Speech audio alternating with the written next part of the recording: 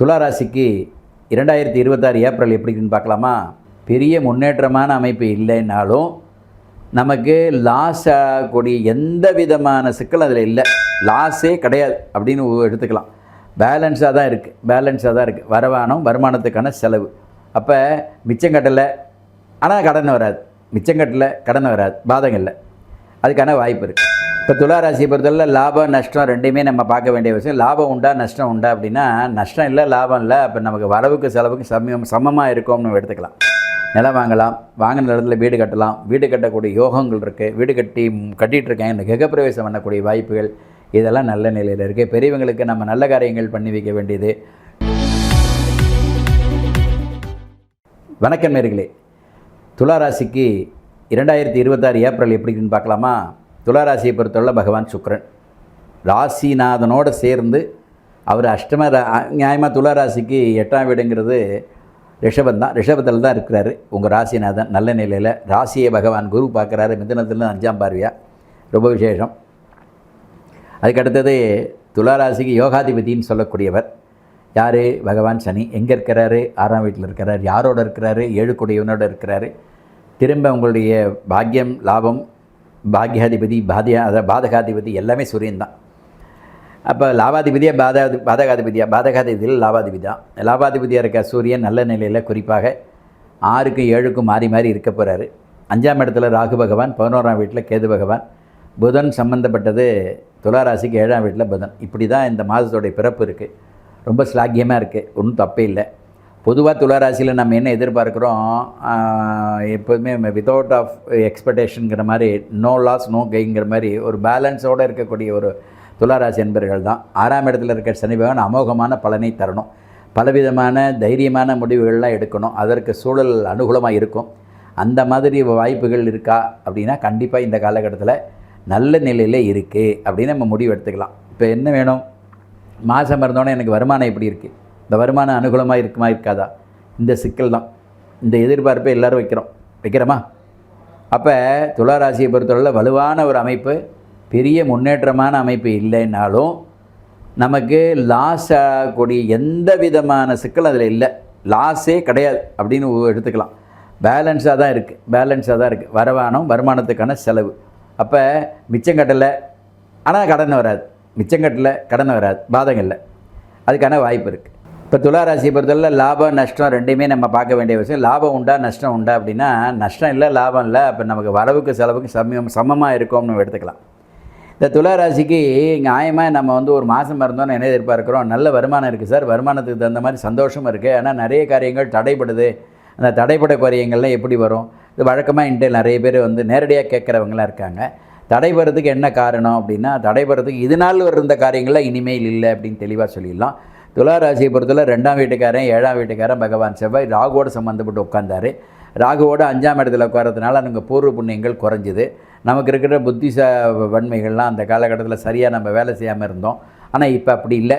செவ்வாய் போயிருக்கிற இடம் 6 தான். ஆனால் 6ல் போகலாம். சனியோட சம்மந்தப்படுறாரு. சனி துலா லக்னத்துக்கு அனுகூலத்தை தரக்கூடிய கிரகத்தோடு போய் சேர்றாரு மீனத்தில். Very fantastic, no doubts. இதனால் நகர்த்த முடியாத ஒரு விஷயத்தை இனிமேல் நகர்த்தலாம். அது நகர்த்துறதுக்கு வாய்ப்புகள் அதிகமாக இருக்குது. நமக்கு செய்ய வேண்டிய காரியங்களை ஈஸியாக மூவ் பண்ணுறதுக்கான சூழல் இருக்குது. நிறைய கலைத்துறையில் இருக்கிறவங்க நிறைய துளாராசியில் இருக்காங்க. துளாராசிக்கு அதிபதியே பகவான் சுக்கிரன், ஒரு கலை சம்மந்தப்பட்டவர், நல்ல வலுவாக இருக்குது. கலைகள் பிரமாதமாக இருக்கும். வழக்கமாக போகக்கூடிய ஒரு சூழல் தான். ஆக இந்த மாதிரி இருக்கும்போது ஏப்ரல் மாதத்தில் நான் என்னென்னலாம் பண்ணணும் அப்படின்னு கேட்குறது. நிலம் வாங்கலாம், வாங்கின இடத்துல வீடு கட்டலாம், வீடு கட்டக்கூடிய யோகங்கள் இருக்குது. வீடு கட்டிகிட்டு இருக்கேன், இந்த கிரகப்பிரவேசம் பண்ணக்கூடிய வாய்ப்புகள் இதெல்லாம் நல்ல நிலையில் இருக்குது. பெரியவங்களுக்கு நம்ம நல்ல காரியங்கள் பண்ணி வைக்க வேண்டியது, சுகத்தமான காரியங்கள் பண்ணுது. திருமண வயதை எட்டக்கூடிய திருமணம் நடக்கக்கூடியது. கணவன் மனைவியிலேருந்து மனைவி சார்ந்த சொத்துக்கள் சேரக்கூடிய வாய்ப்புகள். அவங்களுடைய உதாரணத்துக்கு ஒரு வீட்டில் ஒரு இல்லத்தரசி இருக்காங்க, அவங்களுடைய உறவுகள், அவங்களுடைய சகோதரர்கள், இவங்களுக்கு கொடுக்கக்கூடிய உறவுகள்லாம் இந்த காலகட்டத்தில் வரும். எப்படி? ஏன்னா 2ஆம் வீட்டுக்காரன் பகவான் செவ்வாய் துளாராசிக்கு, 7ஆம் வீட்டுக்காரன் செவ்வாய். இப்போ 7ஆம் வீட்டுக்காரன் செவ்வாய் சனியோடு சம்மந்தப்படுறான். சனி எங்கே இருக்கார்? 6ல் இருக்கார். அப்போ 6ல் இருந்தால் என்ன ஆகும் அப்படின்னா துளாராசிக்கு 12ஆம் வீடை பார்ப்பாங்க. 12ஆம் வீடுங்கிறது கன்னியை பார்க்குறாங்க. அப்போ பார்க்கும்போது இந்த கன்னிக்கு அவங்க வீட்டிலேருந்து அனுகூலத்தை வரணும் அப்படிங்கிறதா துளாராசி. அப்போ துளாராசி ஆண்களுக்கு பாகபத்திரம் பார்ட்டிஷன்லாம் ஆகுமா சார்? டெஃபினட்டாக இந்த காலகட்டத்தில் ஆகும். இப்போ இந்த மாதிரி ஆகும்போது உங்களுக்கு அனுகூலத்தை கொடுக்குமா? கொடுக்காதா? கொடுக்கும். நமக்கு அனுகூலத்தை கொடுக்கும். நம்ம எதிர்பார்க்கக்கூடிய வெற்றி வாய்ப்புகள், நமக்கு இருக்கக்கூடிய காரிய தாமதங்கள்லாம் நிவர்த்தி ஆகும். அந்த காரிய தாமதங்கள்லாம் நிவர்த்தி ஆகும். காரியம் பெனிஃபிட்டபுளாக முன்னாடியே வந்துடும். இதற்கு வாய்ப்புகள் இருக்குது. இதெல்லாம் நம்ம நம்பி ஒரு காரியத்தில் இறங்கலாமா? சக்ஸஸ் பண்ணலாமா? அதுக்கான வாய்ப்பு இருக்கா? டெஃபினட்டாக இருக்குது. பொதுவாக ஒரு ராசி பலன் பார்க்கும்போது என்னென்ன கேட்பேன்னா, இந்த மாதம் நான் வந்து ஏதாவது முதலீடு பண்ணலாமா? ஃபர்ஸ்ட் ஆஃப் ஆல் முதலீடு பண்ணலாம். எதில் பண்ணலாம்? நான் வந்து கோல்டில் பண்ணலாமா, சில்வரில் பண்ணலாமா, ஷேர் மார்க்கெட் பண்ணலாமான்னு கேட்பாங்க. ஷேர் மார்க்கெட்டில் பண்ணலாம். ஷேர் மார்க்கெட்லாம் இப்போ வந்து பயங்கர வீழ்ச்சியில் இருக்கா சார்? அப்போ விட்டுடலாம். ஏன்னா உலகத்துக்கே நம்ம வீழ்ச்சிங்கும் போது நாம ஏன் அதில் மல்லு கட்டணும்? வேண்டாம். சரி, கோல்டு இறங்குமுகமாக இருக்குது, இப்போ வாங்கிடலாமா? தர்ஃபம் வாங்கலாம். சரி, அவசியமாக வாங்கணுமா? இல்லை வாங்கலான்னு கேட்கும்போது பணம் வச்சுருக்குன்னா வாங்கலாம், அவசியம் இல்லை. சரி, இந்த மாதிரி ஒரு சொல்ல லேண்டு சம்மந்தமாக வாங்குறதுக்கு அது வாங்கலாம். லேண்டுக்கு சம்மந்தப்பட்ட பகவான் செவ்வாய் நல்ல நிலையில் இருக்கிறதுனால அவர் உங்களுக்கு நியாயமாக துளாராசியை பாக்கியஸ்தானத்தை குரு வச்சிருந்து குரு பகவான் பார்வை இருக்கிறதுனாலையும் திரும்ப ராசியை வந்து செவ்வாய் பார்க்கறதுனாலையும் விசேஷம். ஏன்னா செவ்வாய் வந்து 6ஆம் இடத்துல இருந்தால் 8ஆம் பார்வையாக ராசியை பார்ப்பார். இப்போ 8ஆம் பார்வையாக இந்த துளாராசியை பார்க்கும்போது இந்த ராசிநாதன் வீடு சம்மந்தமான விவகாரங்களை இன்வெஸ்ட் பண்ணணும். ஆல்ரெடி நீங்கள் இன்வெஸ்ட் பண்ணியிருந்தீங்கன்னா அது இன்னும் கொஞ்சம் சக்ஸஸ்ஃபுல்லாக ரெட்டிப்பாக்கிறதுக்கு வாய்ப்புகள் இல்லை. வீடு கட்டிகிட்ருக்கேன், அந்த கட்டக்கூடிய வாய்ப்புகள் அது இன்னும் சீக்கிரம் முடியுமா சார்? அதுக்கு நியாயமாக ஏப்ரல் அதுக்கான எல்லா விதமான உத்வேக வேலைகள்லாம் நடக்கும். உத்வேகமான வேலைகள் நடக்கும். வேலை நடந்து அது சிறப்பாக முடியும். இதற்கான வாய்ப்புகள் இருக்குது. அதேமாரி அண்ணன் தம்பிகள்லேருந்து பிரச்சனைகள் விடுபடக்கூடிய வாய்ப்புகள் நீண்ட நாளாக இருந்ததெல்லாம் விடுபடும். அந்நிய செலாவணிகள் சாதகமாக வரும். ராகு பகவான் பிரமாதமாக இருக்கிற வெளிநாட்டிலேருந்து இருக்க வருமானங்கள் சாதகமாக இருக்கும். ஒருத்தரோட ஒன்று ஏற்கனவே உராய்ந்துட்டு இருந்தவங்க உறவு கொண்டாட முடியாமல் இருந்தாங்க, அந்த உறவுகள்லாம் கொண்டாடுவீங்க. இந்த உறவுகள் உங்களுக்கு பலப்படும். உறவுகளில் இருக்கிற சிக்கல் தீரும். நல்லது நடக்கும். நல்லது நடக்கிறதுக்கு எல்லா விதமான அனுகூலத்தை பெறக்கூடியதாக கிரகங்கள்லாம் அமைப்பு இருக்குது. அதுக்கடுத்து மனைவி சார்ந்த உறவுகள், கணவன் சார்ந்த உறவுகளுக்கு இவங்க சைடும், இவங்களுக்கு சார்ந்த அவங்க சைடு இருக்கிற ஒன்றோட ஒன்று ஒட்டு உறவாடிக்குள்ள வாய்ப்புகள் ஜாஸ்தி. உராய்வுகள்லாம் நீங்கிடும். உராய்ந்த அந்த உராய்வுகள்லாம் நீங்கி உறவாடி அந்த உறவு மகிழ்ச்சியை கொண்டாடுறதுக்கான வாய்ப்புகள் இந்த காலகட்டத்தில் உண்டு. சரி, பெற்றோர்கள் செய்ய வேண்டிய கடமைகள் நிறையா இருக்குது. அந்த பெற்றோர்கள் நமக்கு செய்வாங்களா சார் அப்படின்னா, எனக்கு எங்கள் அப்பாட்டையும் சொத்து வரணும், அந்த சொத்து வரத்துக்கு வாய்ப்பு இருக்கான்னு கேட்கக்கூடிய நிறைய நண்பர்கள் தாராளமாக இந்த காலகட்டத்தில் நீங்கள் உங்கள் அப்பாட்ட கேட்டிங்கன்னா அப்பா கொடுக்கறதுக்கான வாய்ப்புகளை மனம் இறங்கி கொடுப்பார். அந்த வாய்ப்பு இருக்குது. சரி, இதில் நான் வந்து பெரிய ஆற்றல் நிறைய இன்றைக்கி அரசியல் சார்ந்த நிறைய பேர் துளாராசியில் இருக்காங்க. அவங்களுக்கெல்லாம் அரசியலில் பெனிஃபிட்டபுளாக பின்புலங்கள் சிறப்பாக இருக்குமா? டெஃபினட்டாக இருக்கும். டவுட்டே கிடையாது. நல்லாயிருக்கும். கலைத்துறையில் இருக்கிறவங்க பெரிய முன்னேற்றங்கள் உண்டு. அதேமாரி காவல்துறையில் இருக்கிறவங்க உயர் அதிகாரிகள், அதே மாதிரி இருக்கக்கூடிய இன்னும் சொல்லப்போனால் நாட்டுக்கு காவல் காக்கக்கூடிய இராணுவத்துறையில் இருக்கிறவங்க, அதுமாரி நல்ல மருத்துவர்கள், இவங்களுக்கெல்லாம் பிரமாதமான பலனை தரக்கூடியதாக பகவான் செவ்வாயினால் கொடுக்கக்கூடிய வாய்ப்பு. செவ்வாய் சனி சேர்ந்தாலே பாதுகாப்பை பலப்படுத்தக்கூடிய வாய்ப்புகள்லாம் உருவாகும். அந்த பாதுகாப்புங்கிறது அவங்கள செக்யூர் பண்ணுறது, அவங்க மற்றவங்களுக்கு பாதுகாப்பு கொடுக்கறது, இந்த மாதிரி வாய்ப்புகளை உருவாக்குறதுக்கு துளாராசி என்பவர்களுக்கு அதிக வாய்ப்புகள் உண்டு. இதெல்லாம் இந்த காலகட்டத்தில் ஏப்ரல் மாதத்தில் நல்ல தெளிவாக நடக்கும். நமக்கு வேண்டியதை நம்ம பெறலாம். நம்ம என்ன நினைக்கணுங்கிறதுக்கு தகுந்த மாதிரி இருக்கலாம். ஆரோக்கிய ஸ்தானத்தில் ஒன்றும் பிரச்சனை இல்லை. ஆரோக்கியத்தில் எல்லாம் பயப்பட வேண்டிய அவசியம் இல்லை. சின்ன சின்ன சீசனல் ஃபீவர், சீசனல் கோல்டு, அது ஒரு பெரிய விஷயம் இல்லை. கண்டம் இல்லை ப்ரொவைடட்.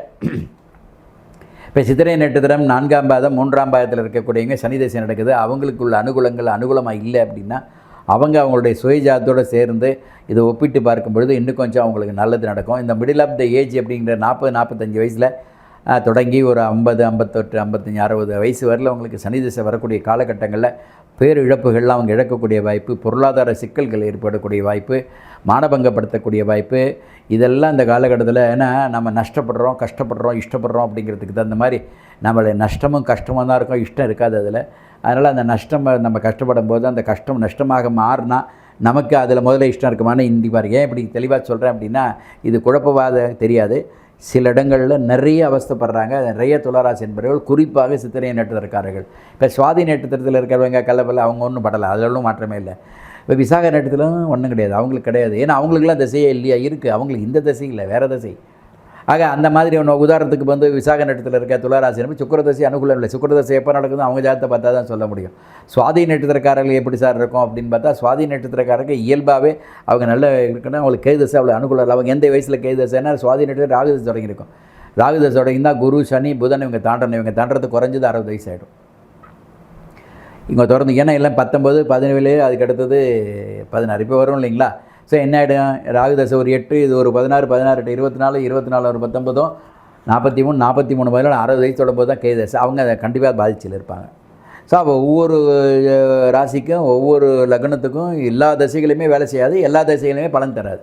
சில தசைகள் பலன் தரும், சில தசைகள் பாதகத்தை கொடுக்கும். என்ன தசை பலனை கொடுக்கும், எந்த தசை பாதகத்தை கொடுக்கும், இது நல்ல ஜோசியர் கண்டிப்பாக சொல்லலாம். அப்போ அந்த மாதிரி ஒரு வாய்ப்புகளை நம்ம தேடி போகக்கூடிய சூழலை உருவாக்கும். ஏன்னா ஒவ்வொரு வயதிற்கு தகுந்த மாதிரி, ஒவ்வொரு பருவநிலைக்கு தகுந்த மாதிரி ஒவ்வொரு நிலங்கள். உதாரணத்துக்கு துளாராசியில் எல்லா வயதுக்காரங்களும் இருக்காங்க. ஒரே மாதிரியாக பலன் நடக்காது.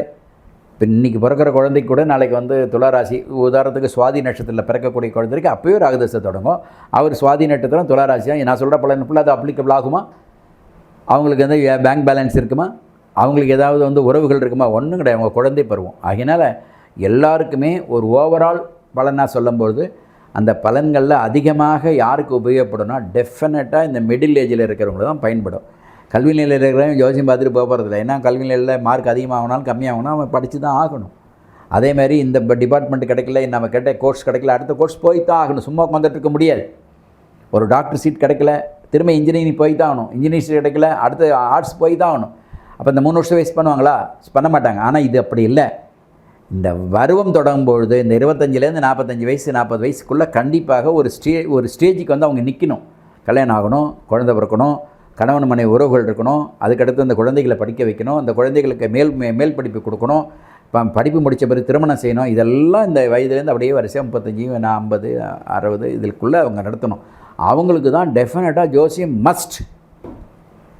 ரொம்ப வயோதி கேட்டவங்களுக்கும் தேவையில்லை. நான் இப்போ போகிறப்பான்னு கேட்க போகிறாங்க. அதுக்கு எது தேவையில்லை. அது 60 வயசு 65 வயசு 70 வயசுக்கு மேலே இருக்கவே என்ன கேட்க போகிறாங்க? இதைத்தான் கேட்பாங்க. பட் இதெல்லாம் யாருக்கு வேணும்? கண்டிப்பாக இந்த நடுத்தர வயதை எட்டக்கூடிய அத்தனை பேருமே இத்தனை சிக்கலை சந்திக்கிறாங்க. இத்தனை சிக்கலை சந்திக்கிறவங்க அவங்களுக்கு எதாவது ரிலீஃப் கிடைக்காதாங்கிறதான் ஜோதிடம் பார்க்க வராங்க.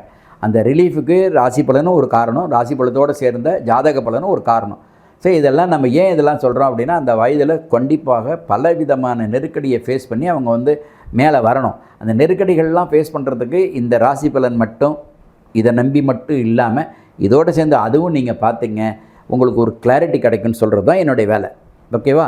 அதனால் இதில் வந்து எந்த விதமான பிரச்சனையும் இல்லை. துளாராசியை பொறுத்தவரை நோ லாஸ் நோ கெயின் அப்படிங்கிறது தான் சொல்கிறோம். வருமானத்துக்கு தகுந்த செலவுகள் உண்டு. செலவுகளை கட்டுப்படுத்துறதுக்கு கொஞ்சம் திட்டமிடுகள். ஆரோக்கியத்துக்கு எந்த பிரச்சனையும் இல்லை. கணவன் மனைவி ஒருத்தர் அனுசரித்து ஈகோ பார்க்காம போங்க. நல்ல விதமாக இருக்கும். தன் பெற்ற குழந்தைகள் தனக்கு செய்வார் என்ற எதிர்பார்ப்பு வைக்காமல் தன் குழந்தைகளுக்கு தான் செய்யணுங்கிறத மட்டும் பிரதானமாக ஒரு பெற்றோர்கள் வச்சுங்க. இதுதான் வழங்கு. அந்நிய செலாவணிகள் சிறப்பாக இருக்கும், வலுவாக இருக்கும். இதெல்லாம் சிறப்பாக இருக்கக்கூடிய எல்லா விதமான சுகங்களையும் பகவான் சனி பகவான் 6லிருந்து பல யோகத்தை உங்களுக்கு கொடுக்கணும். துளாராசிக்கு 4 அஞ்சிக்க வேண்டியவர். 4 வீடு வாகனங்கள், அதுக்கடுத்து தன்னுடைய தாயார் ஸ்தானம் கல்வி, அதுக்கடுத்து 5ங்கிறது பூர்வ புண்ணியம், பூர்வ புண்ணியத்தோடு தான் பெற்ற குழந்தைகள். இதற்கெல்லாம் சேர்ந்து 6ல் இருக்கும்போது சனி பகவான் மிகச்சிறந்த ஒரு பலனை இந்த ஜாதகருக்கு தருவார். குரு பகவான் நியாயமாக 9ல் இருக்கிறார். 9லிருந்து தன்னுடைய பார்வை ராசியை வந்து யார் பார்க்குறார்? குரு பார்க்குறார், செவ்வாய் பார்க்குறார். அப்போ ராகு பகவான் நல்ல நிலையில் இருக்கிறதுனால பல தைரியமான முடிவுகள் எடுத்து அந்த முடிவுகள் வெற்றியடையக்கூடியதாக அமைய பெறுவீர்கள் என்று சொல்லி, நோய் நொடி இல்லை, சீசனல் ஃபீவர் தான், ஒன்றும் பயப்படாதீங்க. பணவரவு அப்படிங்கிறது சரளமாக இல்லைனாலும் கூட உங்களுக்கு தட்டுப்பாடான பணவரவு இல்லை. பணம் எப்போவுமே ரெகுலராக வந்துட்டுருக்கோம். ஓவராக நம்ம அதிகமாக அதை எக்ஸ்பெக்ட் பண்ணக்கூடிய ஆசைப்படக்கூடியதெல்லாம் கொஞ்சம் தள்ளி வச்சுருங்கன்னு சொல்லி, துளாராசியை பொறுத்தவரை வெண்மையான நிறம் அவருக்கு எப்போயுமே அதிர்ஷ்டம் தரும். கிழக்கு நோக்கி செய்யக்கூடிய பல காரியங்கள் வெற்றி கொடுக்கும். 1ஆம் தேதி 6ஆம் தேதி, அதாவது 1ஆம் எண் 6ஆம் எண் அவருக்கு அதிர்ஷ்டத்தை கொடுக்கக்கூடியது ஏப்ரல் மாதத்தில் அமையுது.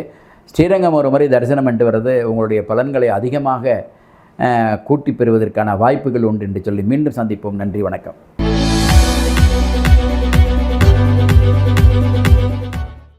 நேயர்களே, இந்த ஆதியந்தம் டிவிக்கு சப்ஸ்கிரைப் பண்ணுங்கள். சப்ஸ்கிரைப் பண்ண பிறகு ஷேர் பண்ணுங்கள், லைக் பண்ணுங்கள், பெல் பட்டனை மறக்காமல் அழுத்துங்க.